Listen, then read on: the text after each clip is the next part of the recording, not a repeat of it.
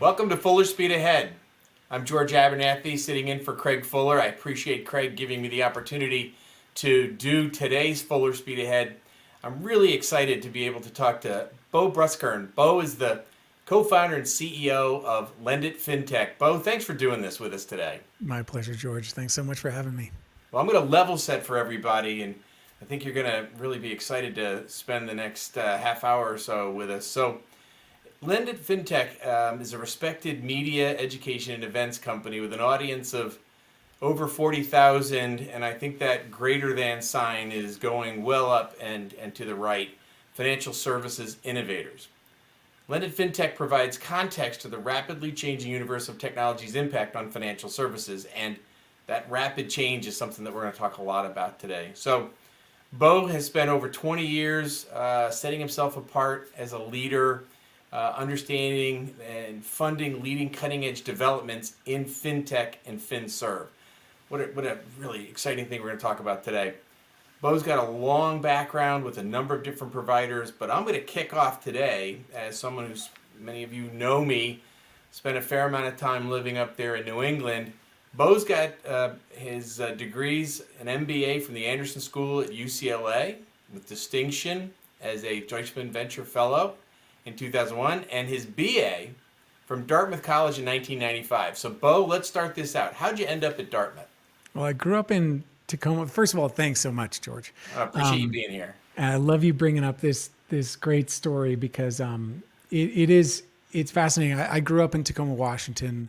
My dad, West Coast, or really west of in the western region of Washington. And when he says he went back east to get his MBA, he meant Eastern Washington. He went to Gonzaga University for his MBA. But he became an entrepreneur and sold his first company when he was right around 40-ish, and it was kind of a big win for him. And I guess it moved the needle enough where he said, "Look, I gotta do some navel gazing and figure out, what the next step is for me." And part of that was to take a break from work. And he thought, well, hell, let's do this in a bigger way. And so he asked my brother and me over dinner one night with my mom. They had obviously been in cahoots with this plan. They said, "Would you boys want to skip school for a year and drive around the country in an RV?" We're like, "Yes, please." That sounds amazing. So we did just that. We left in August. We came back in June the next year.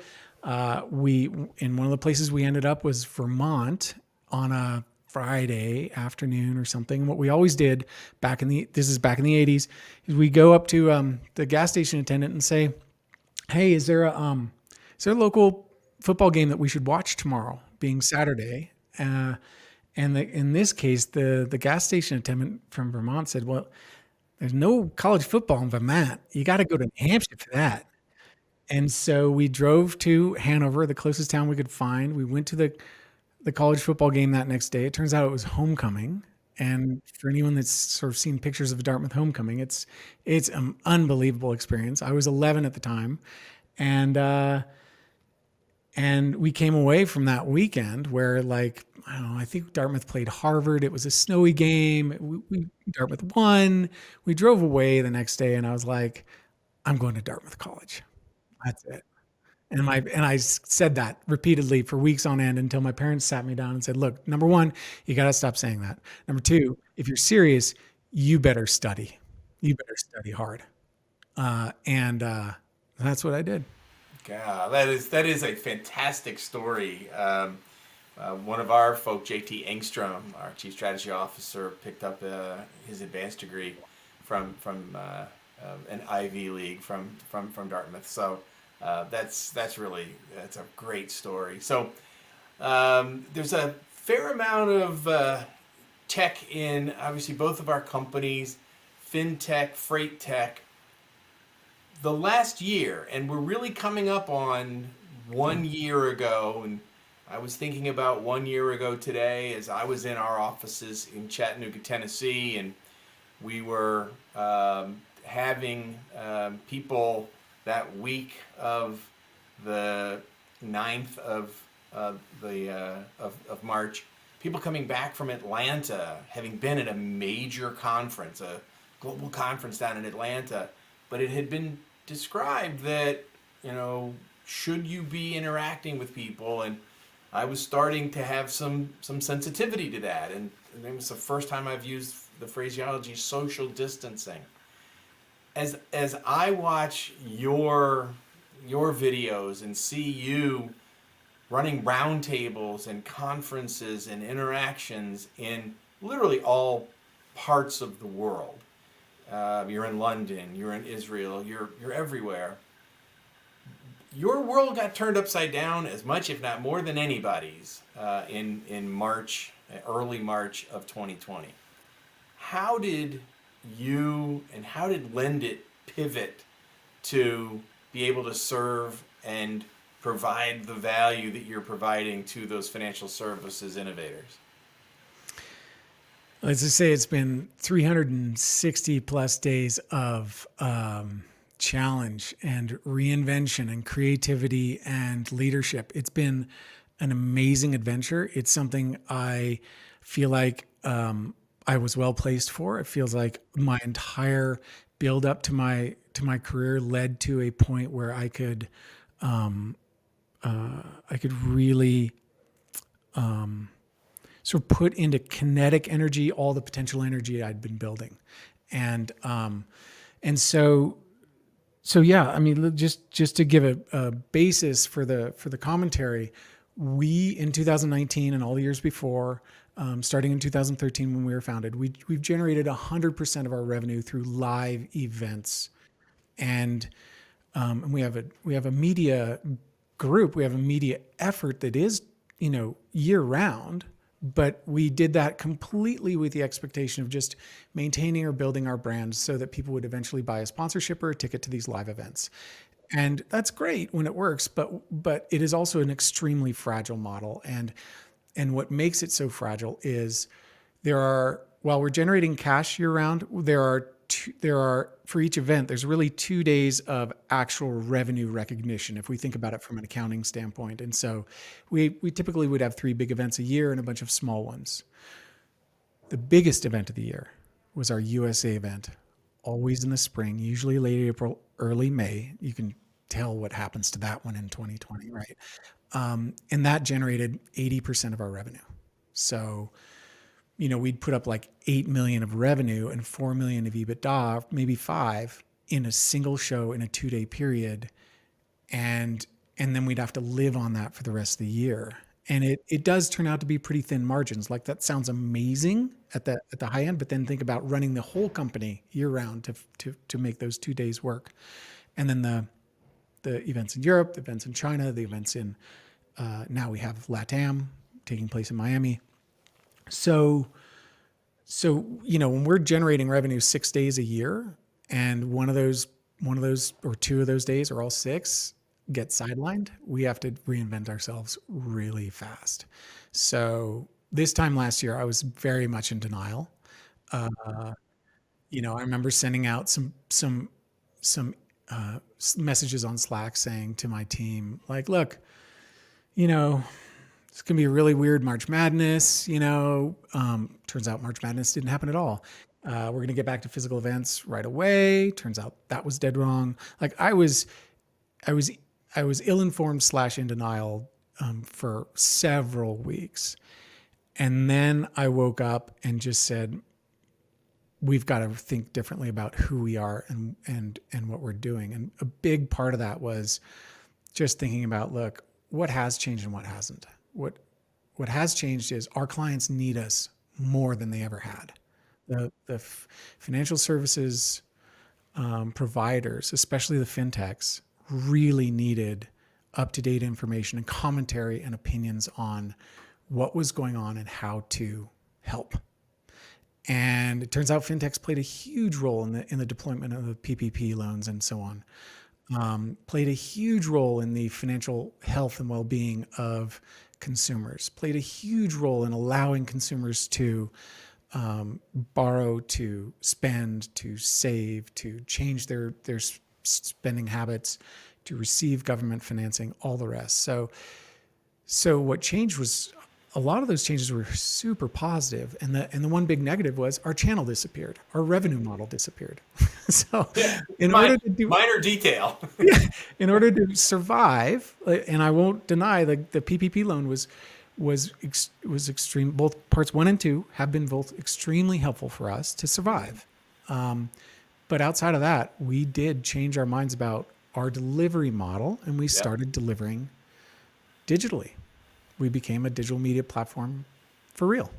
Yep.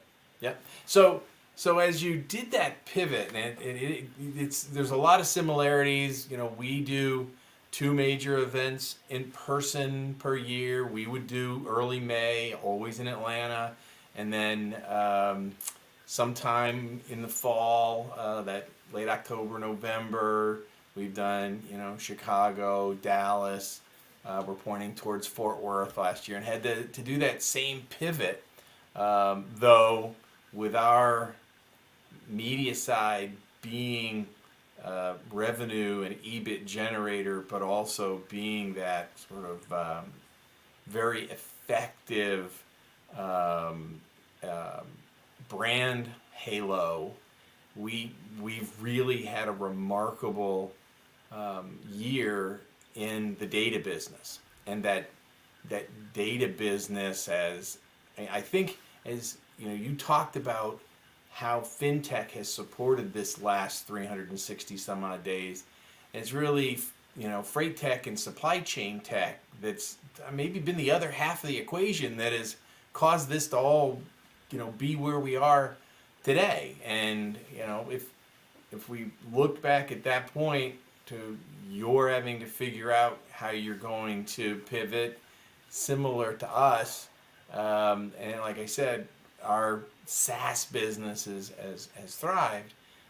It's remarkable what thrived, what was fragile, to use your word, and what allowed companies to continue to do it. You've got an upcoming April conference, but you're doing it digitally. How has your the communications, the things that you put together, all those things that your event put together, how has that evolved through this year? How have the communications happened? How have the relationships happened? And where are you after April thinking about when you'll put your next real in-person event together? It's a great question and somewhat nuanced, and it does change. So Yep. I'll go ahead and just tell you exactly what we're thinking today, and then next Yep. week we could have another conversation, and it'll probably be slightly different, if not completely different. One of the things that we did right away was to start experimenting in video. We've always been really strong in video, actually, because Right. we've captured a lot of our content on stage, in physical stage, and then posted it online. Yep. And so what we're really thinking of ourselves as the video library of fintech and financial services innovation. So right away we started looking for examples of entities that were doing really well there. And you could look at Masterclass. We can look at freightwaves.com. We can look at a lot of different areas where there's live, there's high studio quality, there's membership, there's data sales, all that stuff. And we just hurled ourselves out there, and we're like, look, we're going to put together a platform over the weekend, right? And we're going to start posting, and we're going to see what works. So by the time September rolled around, which is where we did our first big virtual event, the USA one that we normally held in the spring, we pushed to the fall. When that rolled around, we had virtual nailed. We had done, probably 50, maybe more, virtual panels and webinars and things like that over the past several months. We were just crushing out the content, and one of the things that we recognized that is super important that our clients, our members, our attendees value above content is networking. And so we really made sure that networking was going to be top notch. And that comes in the form of the sort of free for all speed dating that we do within our conference app whether it's physical or virtual, and that our audience really recognized that, wow, this is almost exactly the same functionality, and yet it's just virtual. And so I get to do a little bit of time travel because I can go straight from content. I don't have to walk down any halls. I go straight from content to my meeting and then bounce back to content. And if it's easy to find a seat, in fact, it's a front row seat. And then if it's not vibing with me, I can just switch to another channel and see what's going on in a different track and then a different track. And that's really interesting. I'm going to stick here for a while until my next meeting. So, like, there's a little bit of friction that's removed out of this process of attending a conference. That's both good and bad for an event organizer and for a content producer. But our audience really loved it. And we always measure our net promoter score. Our NPS from our first ever all digital event was our third highest NPS in our history, which was pretty impressive. I mean, I was ecstatic. And then we beat it 2 months later with our LATAM conference. So we kind of figured it. I mean, look, we're still making changes. We're still promoting differences and making enhancements to the show. But come April, we'll do a lot of what we did that has been successful so far in the entirely virtual realm. Physical events, we're quite certain we're going to have a physical event in December in Miami for LATAM. That's our Latin America show. It'll be our third edition. We expect to be, quite a crowd. We are going to try to do one more event previous to that, an in-person event that's very focused on networking sometime in the fall. And we haven't secured the dates, we haven't secured the cities, but we are talking to a number of places that we think are promising. That would be, geographical locations that we think are promising. And we feel like we're going to be quite successful there because there does seem to be a real pent up demand Oh, for in absolutely. person. Yeah, the comment about pent up demand is exactly where I was going to ask you about, because that's what we're seeing. We're having our first in person event. We just announced it a week or so ago. We're going to do it in what we call Freight Alley, what we've defined as Freight Alley, which is Chattanooga, our home, but Freight Alley being that area around Chattanooga that is so centered on transportation, so centered on how much freight moves, how much the supply chain it really runs through there. And it's been remarkable. But after we announced it, the amount of folks who just came to us, we didn't have to do the outreach. It was they came to us and said, we want in, whether that be we want to attend, we want to be a sponsor. So I really want to compliment the focus on that networking piece, the communications piece, that speed dating piece. That's the hardest part to be able to replicate, and doing that is terrific. But as well as you've done, I think as well as we've done, that pent up demand, as you described, is out there, and folks are really going to look forward to it. We've already described that we'll be providing rapid COVID tests for folks that are going to be coming. Providing one more layer of that, comfort and confidence. And I can speak to it from personal basis. The rollout of the vaccine and getting momentum to where it is. I think the time frames you're talking about are really terrific.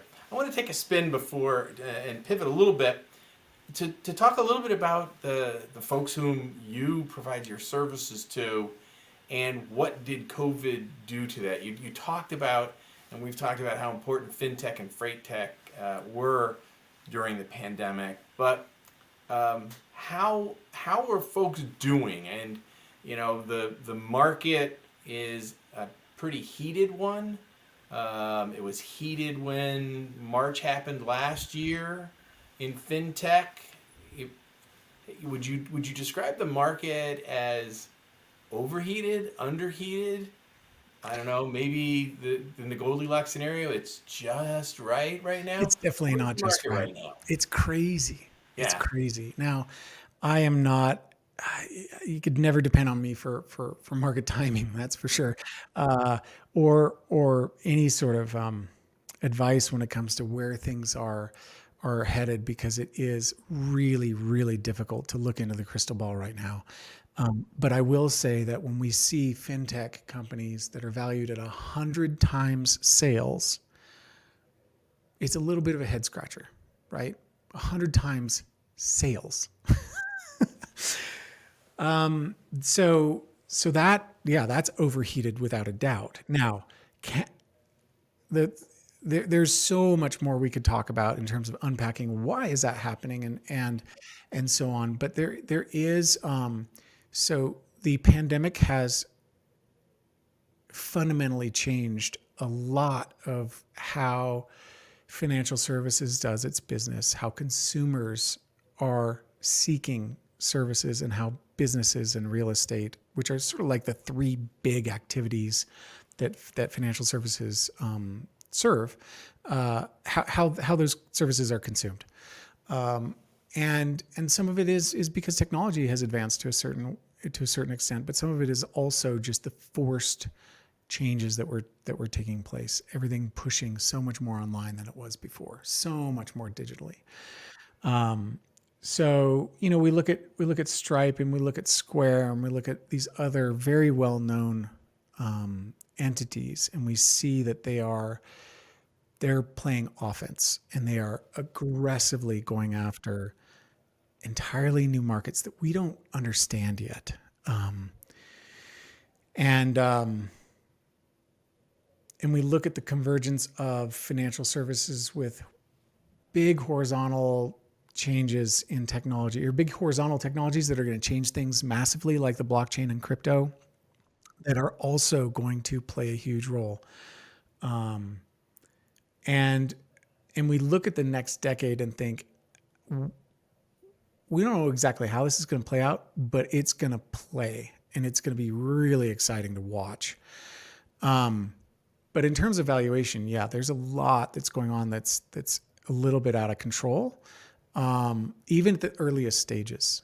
Early stage startups that are just getting monstrous valuations. Fundamentally, though, I mean, it is really just changes in behavior, and moving more money online, and finding more streamlined ways to do business, and then watching as the puzzle pieces shift, and as the players that people and businesses and others rely on to move, store, and invest money. That's really fun. And there's so much change going on there that, yeah, there's there's a lot of disruption.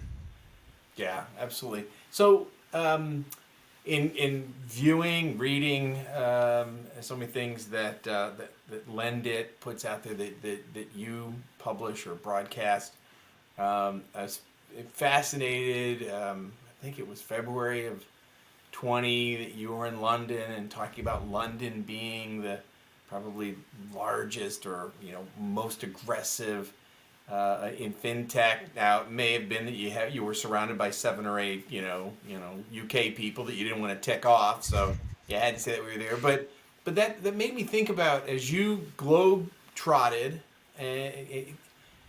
has certain parts of the world, has the pandemic had more of an impact in fintech in certain parts of the world, and they've taken longer to rebound? Or has the rising tide, as we just talked about, of the market, has the rising tide lifted all the boats rather equally? I don't think it's been equal, but it has been a rising tide. And as you were saying that, it just struck me. One of my childhood heroes was Rick Steves. Do you know who Rick Steves is? Sure. Yeah. The Yeah. Oh, European, like, you have no idea how many times at 6 o'clock at night I'm watching Rick Steves going to Europe through the Rome. back door, all that stuff. So Absolutely. I think at times I've pretended to be the Rick Steves of fintech. And so, I have gone to, and one of the places where the rising tide is rising very rapidly is Latin America. I love what's going on in Latin America, and it's a very interesting place because it's not unified like Europe, if we could call Europe unified.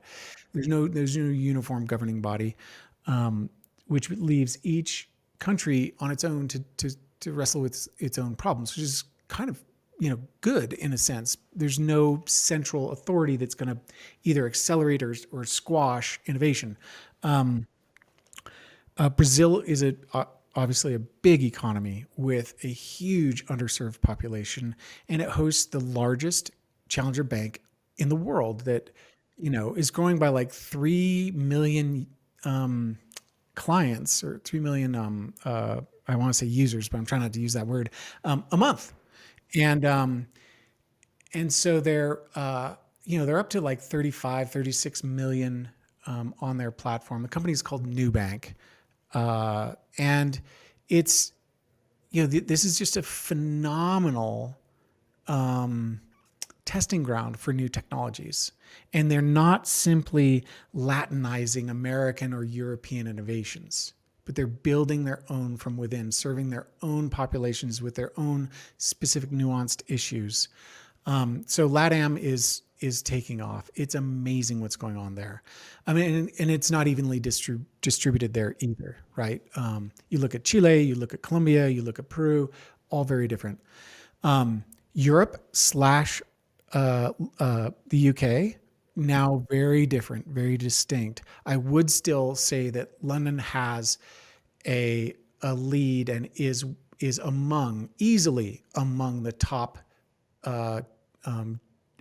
cities in the world. Hopefully, I said London because UK top countries, London top cities, absolutely for fintech.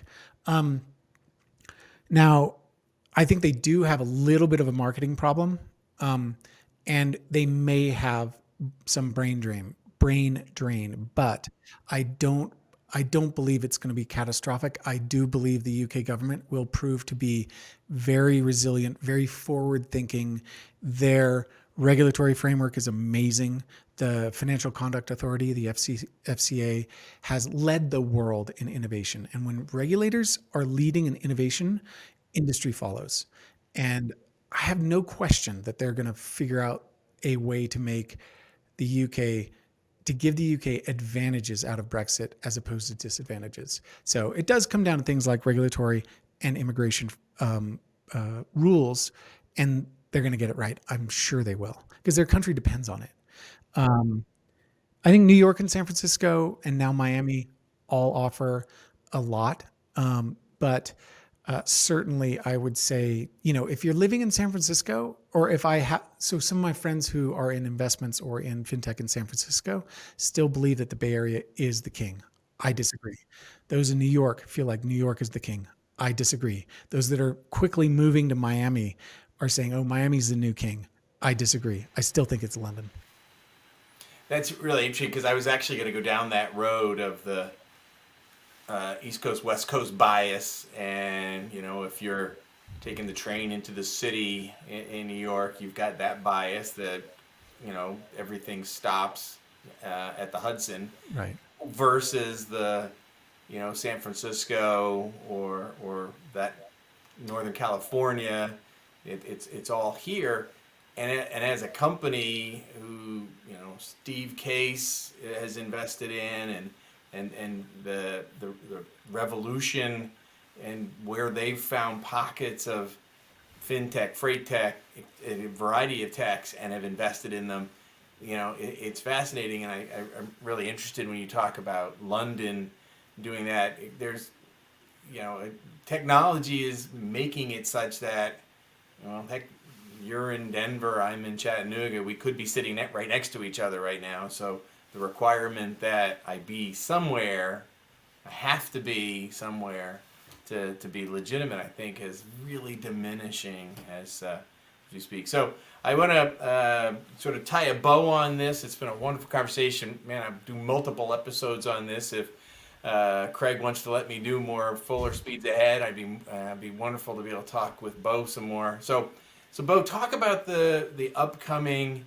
your end of April event a little bit, how big it's going to be. It's going to be virtual, your USA event. and put it in perspective. You talked about what the revenues were and what kind of EBIT you were able to throw off before. I don't want to get too far into the books, but how much of a expansion of the number of eyeballs that you're able to get because you're doing virtual and digital now, and how is the revenue stream looking for your, what is it, April 27th through 29th, I think? That's right.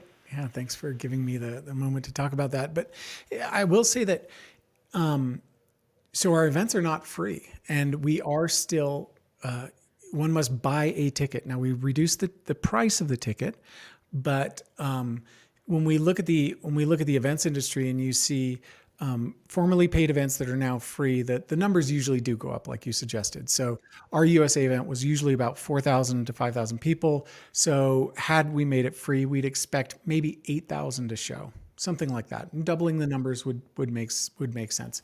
When you charge for a virtual event, or industry would point to a contraction, pretty significant contraction.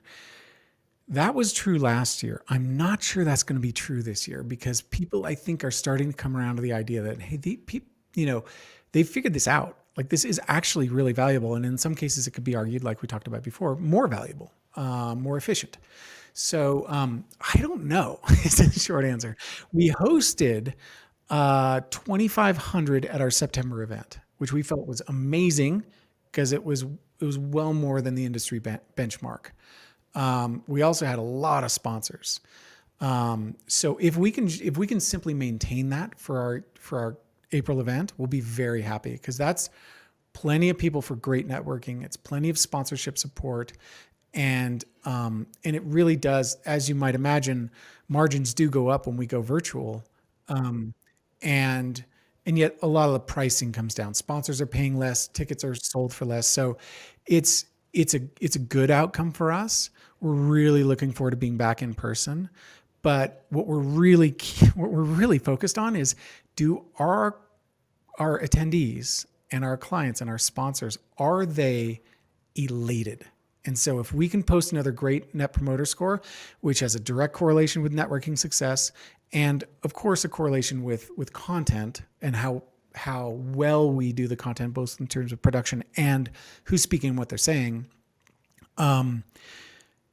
then we've won. And that's literally, we're playing the long game here. So we're super interested in growing this audience. We're super interested in promoting positive change in financial services to serve the world, because when when the poorest among us can have greater financial health, greater financial security, we've lifted the boats for everyone. And so that's really what we're aiming for, is a stronger financial fabric that can affect the entire sweep of our economy, which is all of civilization. So we're shooting for loftier goals, but certainly keeping an eye on those tactical ones of, look, is this profitable and are people coming? But certainly we're very hopeful. It looks like it's going to be a great event.